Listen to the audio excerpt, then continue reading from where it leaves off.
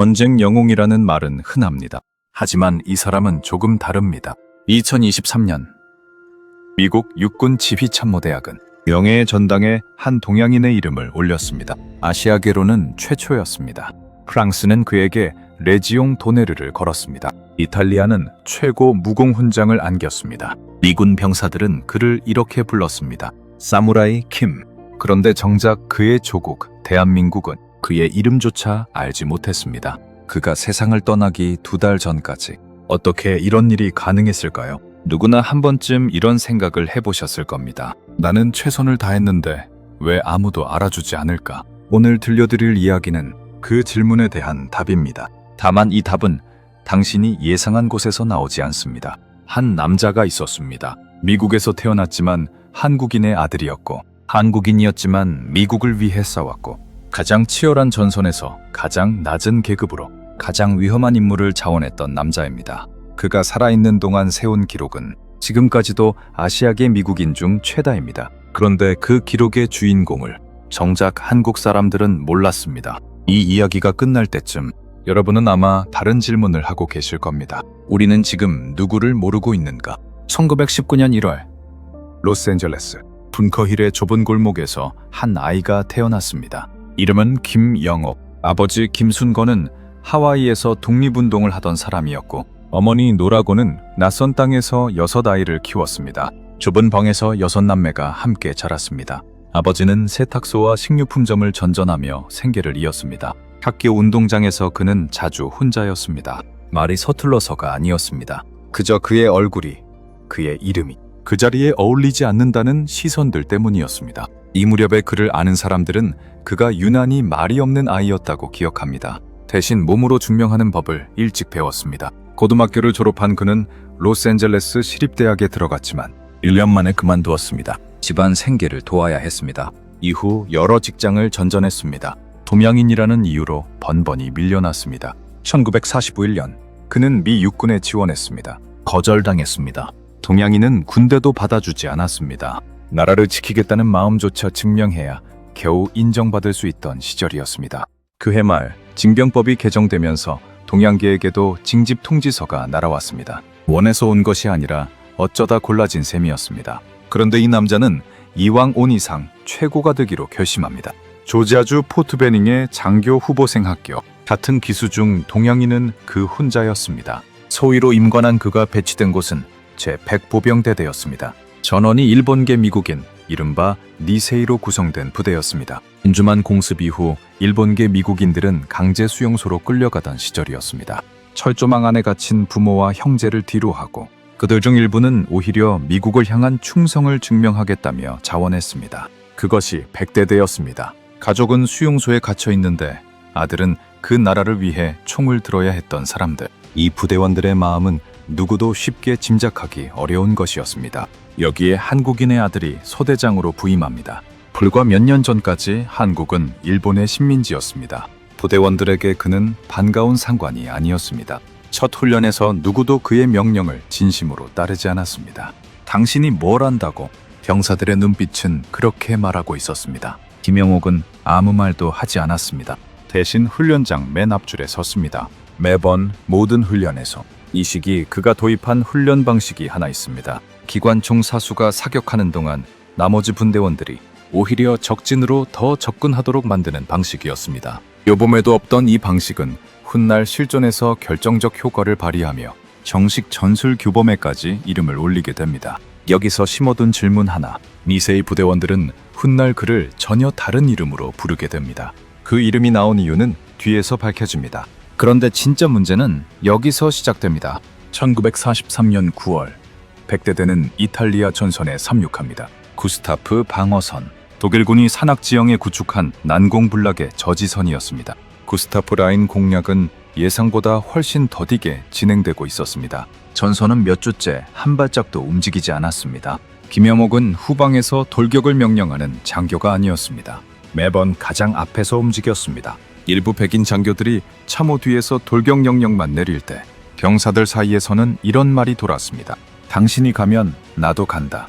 김영옥에게는 그런 말이 필요 없었습니다. 그가 먼저 갔기 때문입니다. 산악지형에서의 리더십을 눈으로 확인한 병사들은 서서히 그를 받아들이기 시작합니다.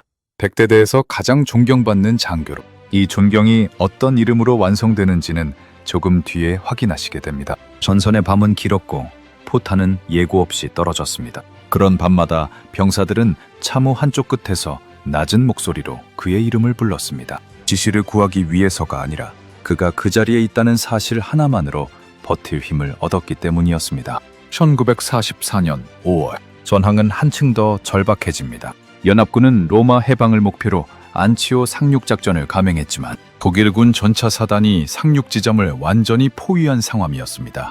포위망을 뚫지 못하면 로마 해방은커녕 연합군 전체가 괴멸당할 수도 있었습니다. 이 위기를 풀 열쇠는 단 하나, 독일군 전차 사단의 정확한 위치였습니다. 제5군 사령부에서 군단으로, 군단에서 사단으로, 사단에서 백대대까지 같은 명령이 내려옵니다. 포로를 잡아라.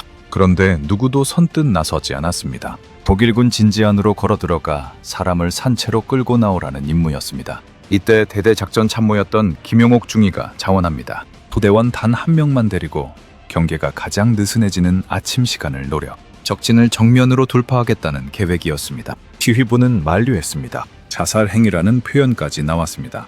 김영옥은 계획을 바꾸지 않았습니다. 전날 밤 두 사람은 참호 안에서 장비를 점검하며 서로 아무 말도 하지 않았다고 합니다. 살아 돌아올 확률과 이 정보가 갖는 무게, 둘 중 어느 쪽도 입 밖으로 꺼내지 않았습니다. 새벽, 두 사람은 무인지대의 갈대밭을 기었습니다. 소리 없이 숨소리마저 낮추고 독일군 매복조가 댐을 보이고 철수할 때까지 몇 시간을 그대로 엎드려 기다렸습니다. 해가 완전히 뜨고 경계의 시선이 반대쪽으로 쏠린 순간 김영옥은 독일군 진지안에서 2명의 병사를 제압합니다. 돌아오는 길은 갈 때보다 더 위험했습니다. 삼중 참호와 지를밭을 지나 포로 2명을 데리고 아군 진지까지 걸어와야 했습니다. 발각되는 순간 넷 모두 사망이었습니다. 그들은 살아 돌아왔습니다. 이 소식은 대대에서 연대로, 연대에서 군단, 군사령부까지 삽시간에 퍼졌습니다. 보통 무공훈장 심사에는 몇 달이 걸립니다. 하지만 지휘부는 보고가 채 끝나기도 전에 훈장 수여를 결정했습니다. 이탈리아 주둔군 사령관 마크 클라크 중장은 이 성과를 세운 사람이 겨우 중이라는 사실에 놀랐다고 전해집니다. 서류상으로 그는 이제 막 소대를 벗어난 초급 장교였습니다. 그런데 그 초급 장교가 사단급 정보 참모들도 해내지 못한 일을 한 2명이서 해낸 것입니다. 수여식 현장에서 그는 계급장을 새로 준비할 시간조차 기다리지 않았습니다. 자신의 부관이 달고 있던 대위 계급장을 그 자리에서 손수 떼어내 김영옥의 어깨에 달아주었습니다. 전장에서 계급장이 이런 방식으로 전달되는 일은 흔치 않습니다. 그것은 단순한 진급이 아니라 한 사령관이 눈앞에서 목격한 사실에 대한 가장 즉각적인 반응이었습니다. 이렇게 확보된 포로 신문 정보로 연합군은 독일군 전차 사단의 위치를 정확히 파악합니다. 5월 23일 버팔로 작전이 개시됩니다. 독일군 포위망이 뚫렸고 구스타프 방어선도 함께 무너졌습니다. 로마는 그렇게 해방됩니다. 김영옥의 부대는 피사에 가장 먼저 입성한 연합군으로 기록되며 피사의 사탑에 처음 올라간 것도 그의 부대였습니다. 전쟁은 이탈리아에서 끝나지 않았습니다. 같은 해 겨울 백대대는 442연대에 정식 편입돼 프랑스 브리에르와 비퐁텐느 해방작전에 투입됩니다. 독일군에게 완전히 포위된 텍사스 대대를 구출하기 위한 전투였습니다. 니세이 병사들은 자신들보다 몇 배 많은 사상자를 내며 포위된 부대를 끝내 구해냈습니다. 1945년 2월 유럽 전선에서 잠시 귀국한 그를 로스앤젤레스 부두에서 마중 나온 사람이 있었습니다. 어머니 노라고였습니다. 이 장면은 LA 타임스 기사 사진으로 남아 있습니다. 사진 속 그는 훈장을 주렁주렁 단 군복 차림이 아니라 그저 오랜만에 어머니를 만난 아들의 얼굴을 하고 있습니다. 몇 해 전 이 아들을 군대조차 받아주지 않았던 나라에서 그는 이제 살아 돌아온 것만으로 뉴스가 되는 사람이 되어 있었습니다. 이 부대 442연대는 부대 규모 대비 미군 역사상 가장 많은 훈장을 받은 부대로 기록됩니다. 염여훈장 21개, 특별무공훈장 29개, 은성무공훈장 560개, 그리고 퍼플하트 4,000개 이상. 그리고 이 모든 전투의 선봉에 언제나 한국인의 아들이 있었습니다. 여기서 앞서 심어둔 질문으로 돌아가 봅시다. 니세이 병사들은 그를 왜 그렇게 불렀을까요? 관선에서 언제나 앞장서고 자신보다 부하의 안위를 먼저 챙기는 이 지휘관은 병사들은 이렇게 부르기 시작했습니다. 사무라이 김.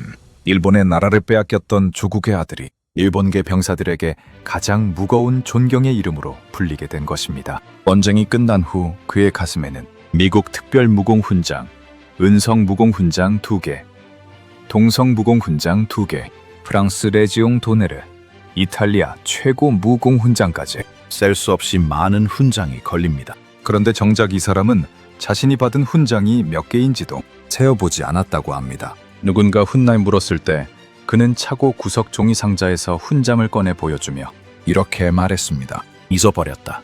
세어보지도 못했다. 이 남자의 이야기는 아직 절반도 지나지 않았습니다. 5년 뒤 그는 완전히 다른 전쟁터에서 완전히 다른 이유로 조국을 마주하게 됩니다. 훈장의 숫자는 기록으로 남지만 그 숫자 하나하나에 담긴 밤과 새벽, 그리고 돌아오지 못한 전우들의 이름은 어디에도 정확히 기록되지 않습니다. 김영옥이 평생 자신의 훈장을 세지 않았던 이유도 어쩌면 여기에 있었는지 모릅니다. 1950년 한국전쟁이 발발합니다. 전역해 있던 김영옥은 다시 군복을 입습니다. 1951년 그는 소령으로 진급하며 제31년대 1대대장에 임명됩니다. 미군 역사상 아시아계가 전투부대 대대장을 맡은 것은 이때가 최초였습니다. 당시 31년대의 사기는 바닥이었습니다. 장진호 전투에서 연대장까지 전사하는 참혹한 패배를 겪은 직후였습니다. 김영옥이 부대를 지휘하기 시작하면서 가장 먼저 손댄 것은 병사들의 사기였습니다. 그의 부대는 이후 전선을 밀어 올렸고 유엔군이 38선 인근까지 전선을 회복하는데 결정적 역할을 했다는 평가가 뒤따릅니다. 여기서 시자프에 심어둔 또 하나의 복선을 회수할 시간입니다. 그가 처음 부산역에 내렸을 때 플랫폼에는 1000명에 가까운 아이들이 있었습니다. 전쟁 고아들이었습니다. 누더기를 걸치고 배를 고른 채로 김영옥은 그 자리에서 미군 장교들에게 말합니다. 나는 한국인 2세다. 여기 굶주린 아이들이 우리만 보고 있다. 우리는 한두 끼 안 먹어도 굶어 죽지 않는다. 그는 부대의 전투 식량을 아이들에게 나눠주도록 지시했습니다. 이건 시작에 불과했습니다. 전투 중에도 그는 병사 한 명당 1달러에서 2달러씩을 거뒀습니다. 그렇게 모은 돈은 경천 애인사라는 고아원으로 향했습니다. 휴가를 나가는 병사들에게는 미문품을 들고 고아원을 방문하도록 했습니다. 유엔군 전체를 통틀어 특정 고아원에 지속적으로 지원금을 보낸 부대는 그의 부대가 유일했다고 전해집니다. 휴가를 만사들은 총 대신 사탕과 담요를 들고 고아원 문을 두드렸습니다. 아이들은 썬 군복의 남자들을 점차 삼촌처럼 여기기 시작했다고 합니다. 전쟁이 아이들에게서 빼앗아간 것은 부모만이 아니었습니다. 어른을 믿는 마음까지 앗아갔습니다. 그 마음을 다시 채워준 것은 총이 아니라 매달 거친 1달러에서 2달러였습니다. 전투 중이던 어느 날 연대장이 특별 무공훈장을 수여하겠다고 제안합니다. 김영옥의 대답은 짧았습니다. 훈장은 받을 만큼 받았다. 도아들에게 주라. 같은 해 그는 철의 삼각지대 전투에서 아군의 오폭에 휘말려 크게 다칩니다. 적의 총탄이 아니라 같은 편의 실수가 그의 발목을 영영 망가뜨렸습니다. 일본으로 후송돼 치료를 받은 뒤 그는 다시 전선으로 돌아옵니다. 그런데 이 부상에는 아무도 예상 못한 결과가 뒤따릅니다. 군 인사 기록에 두꺼운 진료 기록이 남으면 장성 진급 심사에서 제외될 수 있다는 이야기를 전해 듣습니다. 그는 이미 중령 시절 장성 진급에 필요한 모든 경력을 채운 상태였습니다. 부상만 아니었다면 그는 미군 최초의 아시아계 장군이 될 가능성이 컸습니다. 만약 여러분 앞에 이 두 갈래 길이 놓여 있었다면 어느 쪽을 선택하셨을까요? 평생 꿈꿔온 별 하나와 아무도 알아주지 않을 조국에서의 봉사. 그런데 그는 다른 선택을 합니다. 장성 진급 경로 대신 주한미군 군사고문단으로 전출을 자원한 것입니다. 전쟁이 핥히고 간 한국에 조금이라도 더 도움이 되고 싶다는 이유였습니다. 이 선택이 그의 별을 대신했습니다. 1965년 대령으로 진급한 그는 1972년 마지막으로 군복을 벗습니다. 정치권의 러브콜을 전부 거절하고 로스앤젤레스로 돌아가 한인 사회를 위한 일에 남은 생을 던졌습니다. 한인건강정보센터, 한미연합회, 한미박물관, 이 세 기관 모두 그의 손에서 시작됐습니다. 가정폭력을 당한 아시아계 여성들을 위한 쉼터도 그가 세운 것입니다. 캘리포니아 의회에서 일본군 위안부 문제 결의안을 추진하려던 시기 일부 일본계 커뮤니티가 반대 로비를 벌인 적이 있습니다. 같은 민주당 소속 의원들 사이에서도 사안을 두고는 입장이 갈렸습니다. 반백년 전 같은 부대에서 함께 목숨을 걸었던 니세이 참전 용사들 사이에서조차 쉽게 답이 나오지 않는 문제였습니다. 이때 김영옥은 그들을 직접 찾아가 단 한 문장으로 설득합니다. 우리가 유럽에서 싸운 게 무엇을 위해서였습니까? 이 한마디 앞에서 반대 로비는 멈췄습니다. 전쟁터에서 함께 피 흘렸던 사람의 말이었기에 가능한 설득이었습니다. 노글리 사건 진상조사위원회에도 그는 이름을 올렸습니다. 전쟁터의 영웅과 커뮤니티의 일꾼, 이 두 얼굴은 하나의 원칙에서 나온 것이었습니다. 자신의 몫을 챙기지 않는다는 원칙. 이 시기 그의 곁을 오래 지킨 친구가 한 명 있었습니다. 1948년과 1952년 올림픽 다이빙에서 금메달을 땄던 세미 리 박사였습니다. 두 사람은 5살 때부터 서로를 알았다고 합니다. 독립운동가의 아들과 이민자의 아들. 반백년이 넘는 세월 동안 두 사람은 서로의 가장 가까운 목격자였습니다. 여기서 우리는 처음 오프닝의 그 장면을 다시 떠올려야 합니다. 이렇게 많은 훈장과 헌신을 쌓아온 사람을 정작 그의 조국은 왜 몰랐던 걸까요? 답은 단순합니다. 아무도 그의 이야기를 조국에 전하지 않았습니다. 그가 세운 고아원의 아이들과도 세월이 흐르며 모든 연락이 끊겼습니다. 자신의 이야기를 스스로 내세우지 않는 성격 탓에 그는 미국 안에서는 전설이었지만 한국에서는 그저 낯선 이름이었습니다. 2003년 84세 노병은 오랜만에 한국 땅을 밟습니다. 공함을 나서는 그의 걸음은 예전 같지 않았습니다. 전쟁터에서 입은 부상은 평생 그의 다리를 따라다니고 있었습니다. 그런데도 그는 자신이 세웠던 고아원의 흔적을 직접 찾아 나섰습니다. 반세기 동안 소식조차 알 수 없었던 곳이었습니다. 그리고 그곳에서 자신이 돌보았던 고아 중 두 사람과 마주합니다. 이제는 중년이 된 얼굴들이었습니다. 그날 무슨 대화가 오갔는지 자세한 기록은 남아있지 않습니다. 다만 이 재회를 지켜본 이들은 그가 오래도록 아무 말도 하지 않았다고 전합니다. 그가 세상을 떠나기 불과 2달 전인 2005년 10월 노무현 정부는 투병 중이던 그에게 태극무공 훈장을 수여합니다. 대한민국 최고 등급의 무공훈장이었습니다. 전후 훈포상이 이미 오래전에 끝난 상황에서 정부가 군을 설득해 겨우 성사시킨 수여였습니다. 너무 늦은 그러나 마지막 순간에 닿은 인정이었습니다. 2005년 12월 29일 김영옥은 로스앤젤레스 시더스 사이나이 병원에서 방광암 투병 끝에 눈을 감습니다. 86이었습니다. 그의 마지막을 지킨 것은 오랜 친구 세밀이었습니다. 그로부터 14년 뒤인 2019년 청와대 영빈관에서 열린 참전 유공자 초청 오찬. 그의 조카 다이언 맥메스가 그 자리에 섰습니다. 삼촌의 이야기를 낯선 사람들 앞에서 처음으로 소리내어 전하는 자리였습니다. 한 사람의 생애가 가족의 기억 속에서 공식적인 자리로 옮겨오기까지 꼬박 14해가 걸린 셈입니다. 한국, 미국, 프랑스, 이탈리아 네 나라에서 최고 훈장을 받은 유일한 군인, 그리고 자신이 세운 원칙대로 끝까지 아무것도 요구하지 않았던 사람. 이 조용한 삶이 우리에게 남기는 진짜 의미는 그가 떠난 뒤에야 서서히 드러납니다.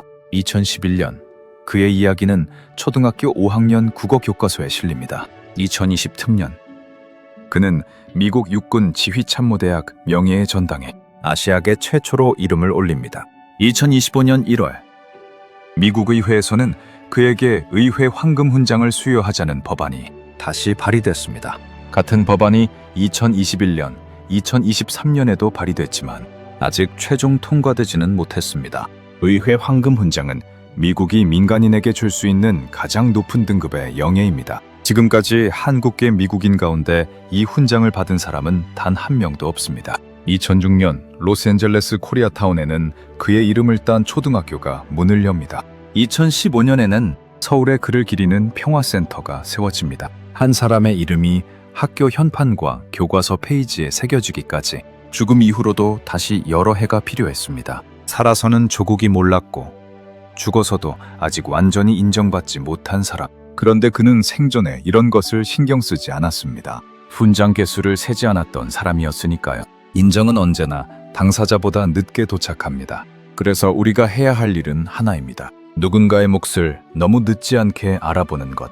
전쟁터에서도 병실에서도 커뮤니티 센터에서도 그는 언제나 같은 자리에 서 있었습니다. 먼저 나서고 가장 늦게 인정받는 자리.